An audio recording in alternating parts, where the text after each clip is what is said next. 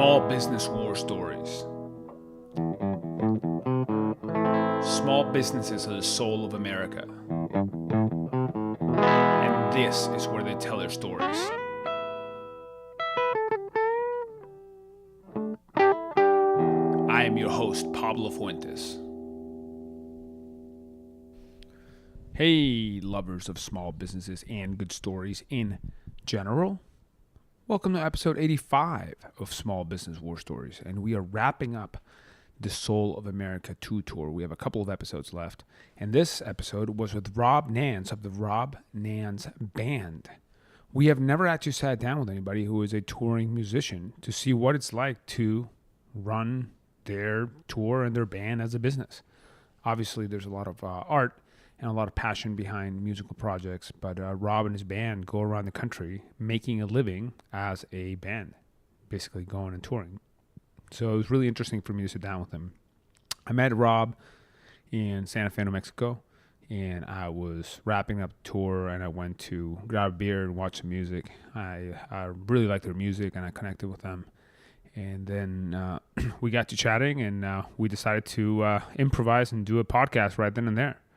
So that was it. So it's a cool episode with Rob Nance and his band. This episode of Small Business War Stories is brought to you by FreshBooks because it's part of the Soul of America tour, and they sponsored that. And FreshBooks is a piece of accounting and a bookkeeping software. So every small business has things that you need to do in order to keep things running. And they're not necessarily fun things to do, but you have to do them. You have to make sure that the financial engine runs. You have to make sure you send out invoices and that you're collecting money and keeping track of things for your taxes. And FreshBooks helps you do all of that and more. So go to freshbooks.com/warstories and enter Small Business War Stories as the place you heard about FreshBooks. And like every episode of Small Business War Stories, this is brought to you by Proven. Proven is a company that I started, and it is a small business hiring tool and also a center for resources for small business at blog.proven.com. But it's a really great place for you to, if you need to hire anybody, it's a great hiring tool. So go check it out. Thousands of businesses nationwide use it. And without further ado, let's get into today's episode with the Rob Nance Band. And we are live here in beautiful Santa Fe, New Mexico. And today I have the pleasure of sitting down with Rob Nance and the Lost Souls. And to put a name to the Lost Souls, it's Jordan and Dylan. And they are a traveling band from North Carolina. Is that right? That's correct. Absolutely. And you guys are coming through town, playing here in Santa Fe, New Mexico. Mm-hmm. And we met up at a brewery. Mm-hmm. And connected over random, nerdiness about music, and you guys had an awesome show. And we came up with the idea of taping this episode about what it means to be a traveling music band and having that be your business and your livelihood in 2017. That's correct. That's awesome. Welcome to the show, guys. Thank you. All right, This is thanks for having us. All right, so how did this all get started? When did you guys start playing music? How did you guys all meet? Well, Jordan and I are brothers. Jordan's the bass player in the band. We started at a pretty early age. Our dad played. So we both started playing something, piano for the most part, learning some chords on a guitar by the time we were 5, 6, something like that. And kind of influenced by the general southeast region of the United States, Blue Ridge Mountains, folk, roots music, bluegrass, whatever. And then Dylan's also from the same part of the region. He can tell you how he started playing. Yeah, I mean, I grew up kind of, playing bluegrass and stuff like that. And then later on, I caught the bluegrass bug, in college and stuff, and I got really into that stuff. And that's kind of how we all met one another. Yeah. We were all kind of living in the what's known as the Triangle area in North Carolina. Raleigh, Durham, Chapel Hill, right? And we were all playing in bands and stuff and playing bluegrass and all those kind of things. And that's how we met up and just kind of clicked. Yeah. We've been playing together for super about 3 years now. So. Social type of music. I mean, that's the way it was designed, So yeah. There's a good scene.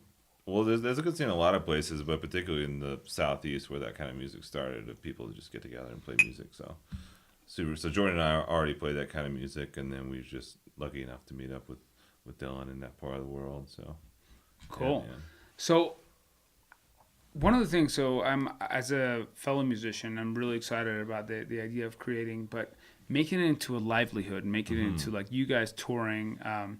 You guys are in a van, Yep. right? And we're in Santa Fe, New Mexico, which is by any stretch, by any measure, far from North Carolina. yeah. Absolutely. And you guys are playing shows every night. And what is that like? What are I mean, sure, there's like the sexy part where people think about what it's like being on the road and meeting people. It's new all people, wrong. right? Yeah. If you don't like sleeping on couches, it's not for you. Yeah. Okay. Yeah. No, I mean it's like no matter how you cut it, it's a labor of love. It doesn't matter. I mean, you would have to be in the upper like 1% or less than 1% of people playing music to enjoy any sort of like Perk. romantic Yeah. vision of like what people think it is. But I mean, it's totally a labor of love. But yeah, I mean, this is what is this, like 8 or 9? of Yeah, I us feel like I've traveling. been on tour for like 2 years. Yeah. Yeah. And, I like, hear you. I'm 3 weeks into this podcasting tour, and it feels. We've had like at least 3 drives of like 8+ hours and that kind of thing. I mean, like, I've done 14, man. I mean, come on. oh yeah. I mean, we've done North Carolina to Nebraska a couple times in one stretch. That's which a is, good. That's a good one. Yeah, Yeah. that'll grow some hair in your chest. I will say that, I mean, one of the main things that makes it possible for us as a band is just the like benevolence of friends. Yeah. And we're from rural Western North Carolina, and we have managed, and Dylan laughs at us sometimes, to have friends in all sorts of major cities, and Dylan's good friend hooked us up with 2 gigs in Austin, and they Yeah, you just let us sleep on their couch and make us eggs for breakfast in the morning. Yeah, calling the people you know, man. That's the way it works. that's great. So, let's talk a little bit about so there's a soul being a musician, but the business of being a musician. So what does this mean on a day-to-day basis? You guys have to book your shows. You guys have to book your hotels. Yeah. And then you have to figure out the logistics. And how do you mostly make money at this point? Like, what's the thinking behind this? Is that you are promoting your band to the point where you are going to be able to get more fans, or are you selling merchandise? I mean, I bought one of your CDs today. Yeah. How do you think about this? Well, so it's interesting, man.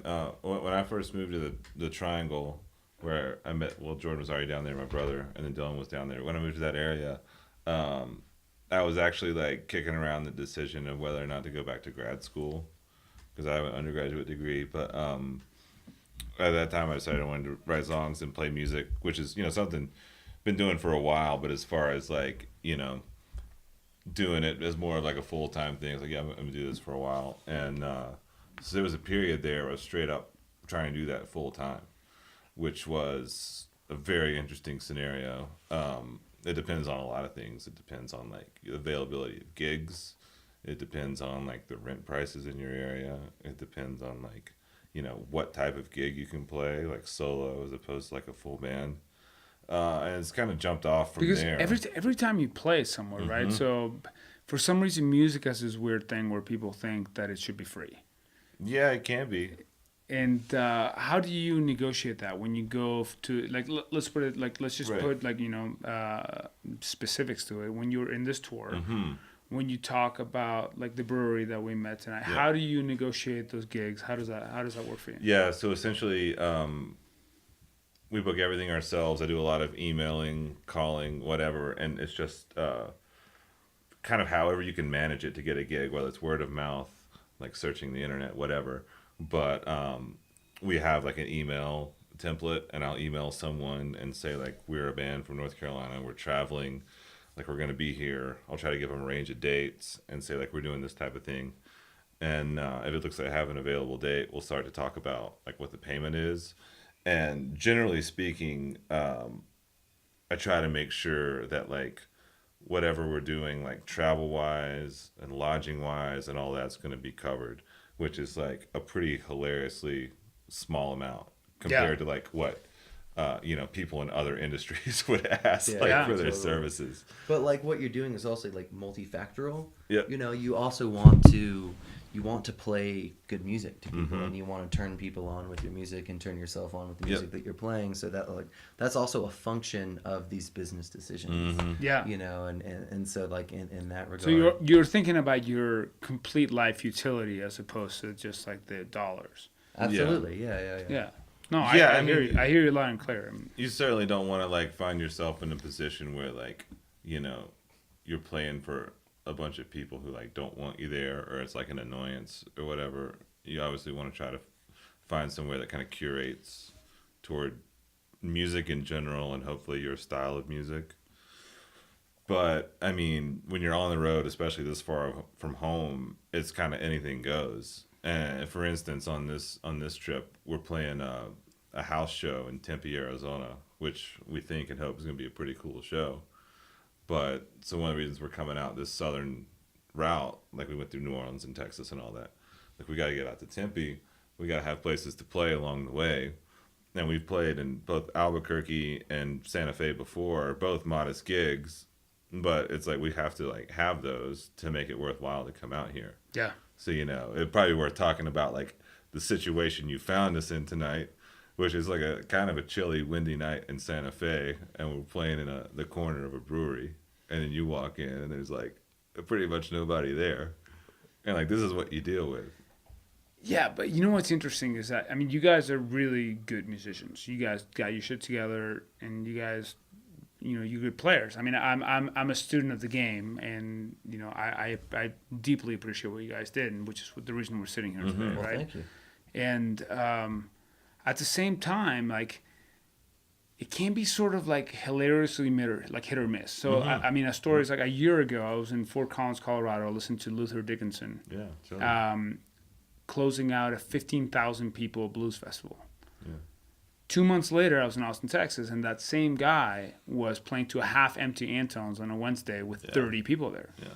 So this is one of the things you have to do as an artist and as a musician is play the same way to the 1 people or the 30 people, or 1 person 30 people, as you would to 15,000, right? Yeah. Because that's your craft and that's what you're doing. Mm-hmm. But at the same time, you almost have to suspend disbelief because it's not above me. I've been in your situation, and I know what it's like to play a gig in front of a handful of people, and you have to suspend disbelief and saying like, this is what I'm fucking doing, and this is what it takes.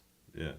I mean, Johnny Cash played, gigs in front of 2 people. I'm sure. I mean, most people who've done it for any length of time have. So It just, let's like, talk about happens. that. Like, what's your vision? How do you see? Is this something that you're doing because you're having an amazing time doing it? Do you have a vision as to how this can be your livelihood in the future? How do you think about that, or is that a suspend disbelief thing? We're doing this for the next few months. Well, no. I mean, like I said, we've all been playing music for a long time.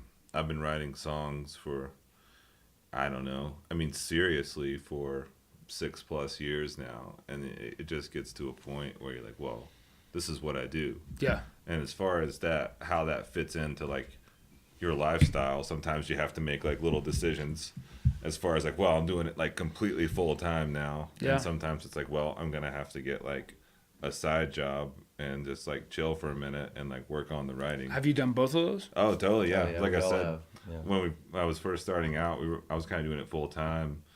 And kind of bounced around a bit as any good musician will, but I've been like bartending back in North Carolina this year, and it allows me to be like flexible, and I've like played at that bar, which is how I knew the folks who run the place, that kind of deal. So it's just like you find ways to make it work if that's like what you want to do, and it's worth it to like give up having like a more stable situation, right? Yeah. Yeah. So, I mean, let's talk about that idea. Like the idea that our whole lives we get sold on stability and happiness and strength in some way or another being this idea of like falling to the well-agreed skids of society and what's expected of you. That's no. How do you fight that? How do you fight it? Because I mean, you're human, and you deal with that. You deal with your parents asking you what you're doing, why and how. Yeah. How do you? What does that look like for you? Well, once you're not in that, like, that situation for a while as far as like doing the 9 to 5 thing. It kind of becomes like funnier and funnier to think about like yourself doing it. But, Yeah. I yeah, think don't the know. music is just it's in all of us, and if we didn't play, I know I'm like measurably unhappy if I don't play on like a daily basis, even if it's just kicking around on a guitar Just for a few 5 chords, minutes yeah. before I go to bed. But I'm So- crazy as hell, and I'm get even crazier if I stop playing music. Yeah. Fuck. Yeah. So it's I don't know. I can't say anything other than it There's just some feels kind of like intrinsically right. there's something about like the self-determination of it. Even if you're making like $100 a gig, like it's still there. It's still like your thing. You Yeah. know what I mean? Like, you still have like a soul. Nobody can take that away from you. Right, It's right, like what right. you're doing. Yeah. So yeah, I mean, like you can still have like your little corner of the world that you get to. How do you think about the economics of music today? Because so while music sharing and Spotify and Pandora and iTunes is allowed, well, iTunes is a little different because you pay for the song, but they've allowed people to be infinitely discoverable, Right. which is magical. Yeah. But you're also infinitely invisible, and you're also the economics of putting out. I mean, I'm self-producing an EP, as I was telling you guys, and it's money. It's real money that it costs you to be in the studio. It's real money that sure. it costs you to master it, which is more expensive than I ever thought it would be, and produce a CD. And like I bought one of your CDs today. You guys were traveling with your CDs because Yeah. people want a physical thing that they can touch. How do the economics of all that work for you? And how do you think about this? We've gone at it a couple different ways, man. We've done like an online fundraiser, like Kickstarter. We've just worked and saved up ourselves. Like we have something coming out, hopefully by the end of the year, and that one's just going to be like self-funded.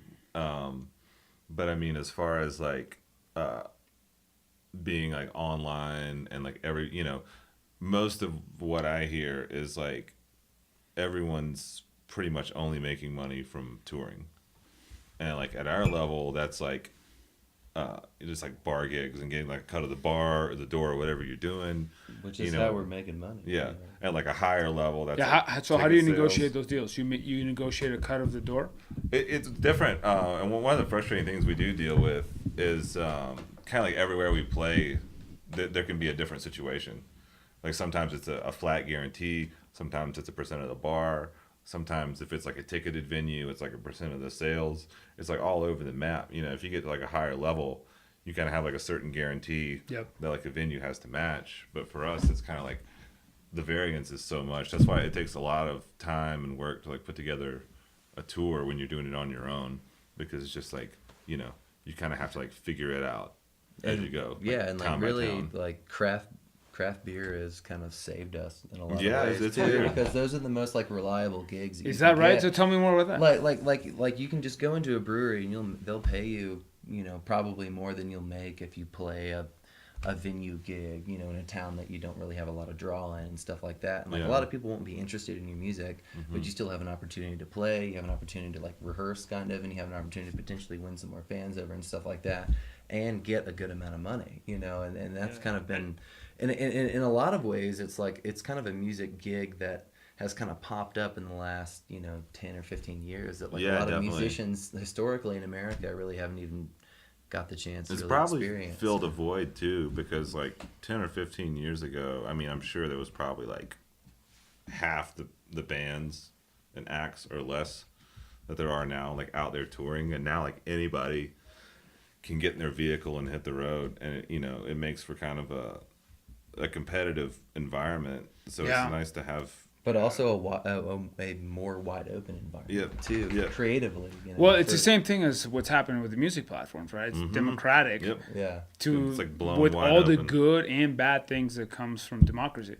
yeah, Right? absolutely. So That's tough. I mean, like I was saying before, I think for the most part, most acts, no matter what the level, their money is being made on touring at some so tiny level. touring, which is a combination of gig money plus merchandise. Yeah. Okay. We definitely use merchandise money as kind of like that's what gets us down the road. Yeah. Say we get paid a $100 a piece a gig or something is just a ballpark number. The the icing on top of the cake is like if you sell a $20 T-shirt and a $10 CD. Yeah. That'll get you down the road.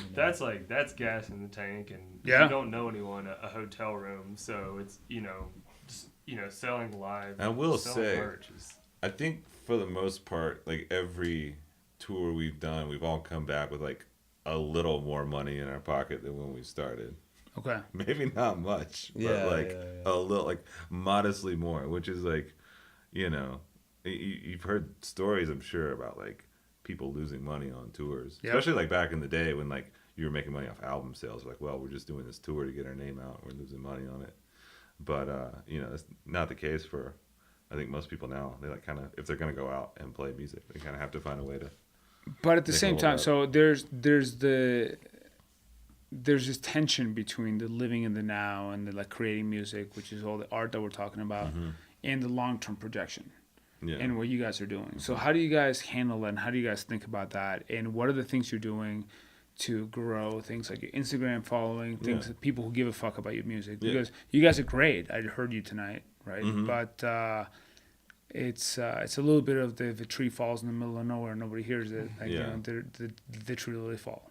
Yeah.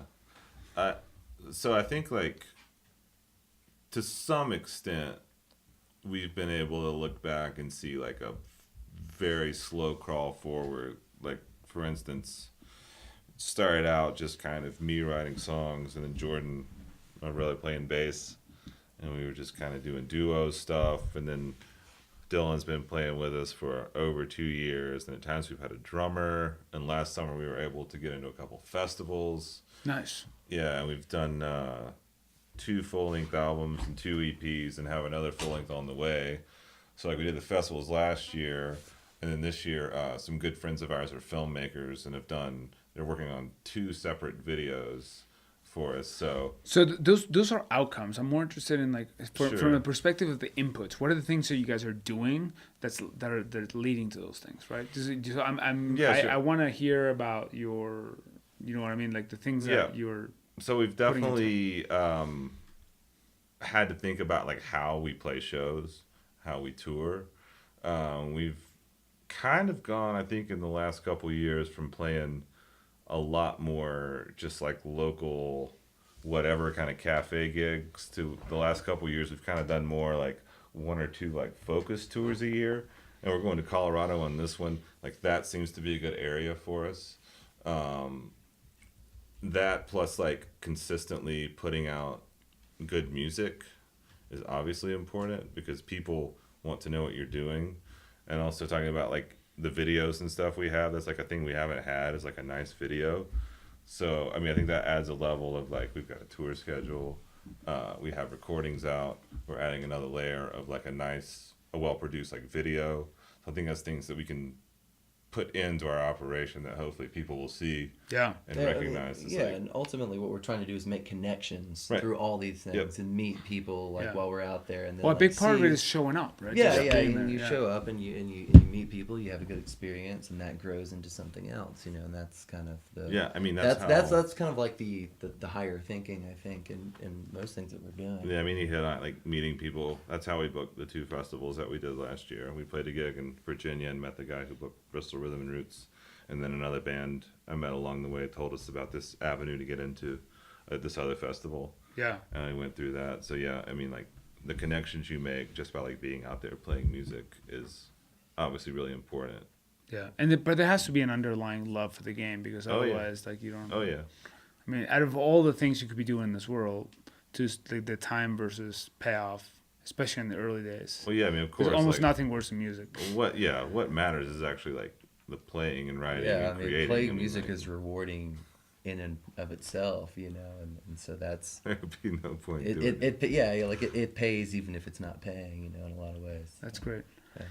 What is it like to be a touring band on the road? So you guys, all seem like great guys, and like you get along. Are there times when things go sour, and how do you handle that? Oh yeah, man. I mean, like I was saying earlier, I mean, we've had 3 drives of 8+ hours, and I mean, like, so yesterday we drove from the middle of Texas to Albuquerque, which was like 8.5 hour drive by the map, but like by the time you factor in stops or whatever, it was like over 9. And then we played for 2 hours. And I mean, and we had like kind of a situation. It ended up fine, but we thought we were staying with a friend, ended up having to get a hotel. And I mean, I think like we were all just like deliriously That's tired. happened to me on the podcast too. Actually, Yeah. on the tour, yeah. I think I was like deliriously tired at some point, and like, thank God we're all like a little bit, mature at this point. Yeah. Because you got to have to learn how to operate tired. Don't panic. Yeah, don't panic and like learn how to just like operate tired. Just like, all right, I'm just gonna put one foot in front of the other. And I mean, I think the answer to your question is like, how do you do it and not kill each other? Is just like respect each other's time and like give each other their own space to do stuff alone. If someone wants to go off and read or something, go read or like go for a run, or we try to like do some physical activity. We've tried to kill Jordan at least 3 times. He seems to float. I'm wily. I see that. Yeah. God damn it, Jordan! Why do you float? Stay down. We'll get to the bottom of it, and then we'll figure out how to beat it. There you go. That's awesome. That's awesome. And can you think of a time during your touring where things have really gone wrong, and how did you deal with it? I mean, we talked a little bit right now about being like grown-ups, like crisis management, and maybe some of the things. Think of one. Yeah, let's do it. Talk to me. So, all right, here we go. As like an independent musician, you come to find out, if you're touring at least, your vehicle is kind of your lifeline. That's how you get from one place to the other. It carries all your gear, protects, all your stuff. So, what was this, 2 years ago? Summer of 2 years ago, 2.5 years, something like that. This is funny thing about now. We were touring in my Subaru Forester, and we were out in Colorado. With an upright bass. With an upright bass. The collapsible one you have now? No, No, a like full the full, upright bass. yeah. So that means you have to ride in the back seat? Yeah, it while was tight driving? as a tick back Okay. Yeah. And we went like all over the Front Range and like back in the mountains and all this stuff. We went over like, was it Independence Pass, like 13,000 feet. Subaru ran like a champ. And we got back to the Front Range, and I think we were like a week or less away from going home. And I think it was like the last show. it might have been the Subaru. Second to last show. Just shit the bed. No. Like in Boulder. Like we parked it. We were going to like wander around town. We got back and it was just dead. We walked like 2 miles to get some oil for it. Yeah, we thought like the engine was completely shot, and we were like, maybe if we put some oil in it, it'll work. The again. check engine was flashing. Yeah, you so know. It's not supposed to flash, It's not but it was supposed to flashing. flash, but it was then when you flashing. tried to start, it was like violently shaking. And we like had it towed to a shop, and then it was kind of nice because I was afraid they were going to give me this scenario. It was like, well, you can spend like, $500 and it might run for 3 more months. And when they called me, they were like, no, it's done.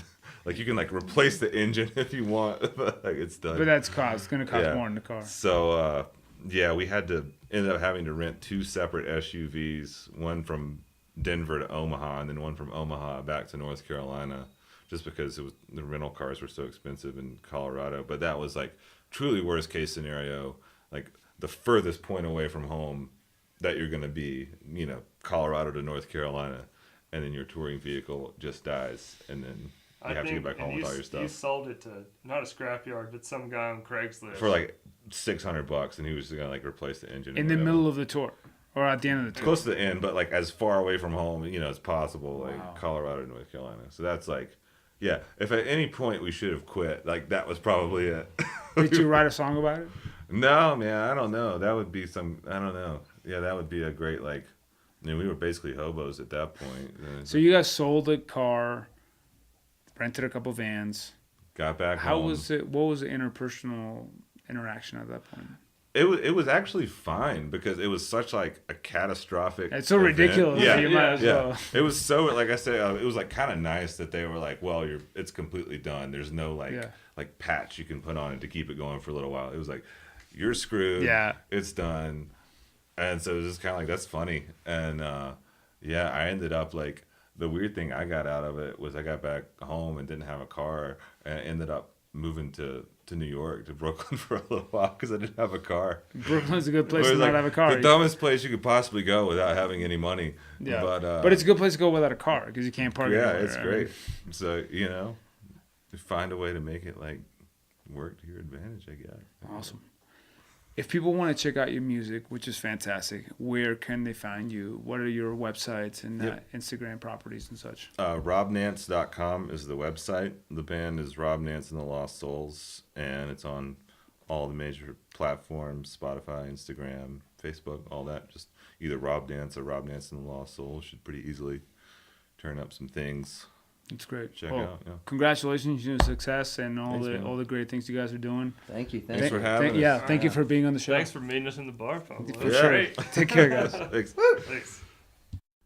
Thank you for listening to Small Business War Stories. If you enjoy the show, share it with a friend, or you can subscribe on iTunes, Stitcher, or on our blog at blog.proven.com. If you have an idea for us, we'd love to hear it. Please email us at podcast@proven.com. See you next time.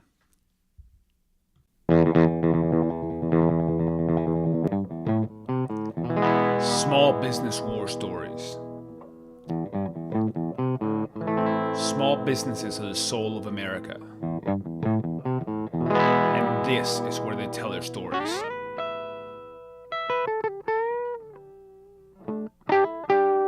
I am your host, Pablo Fuentes.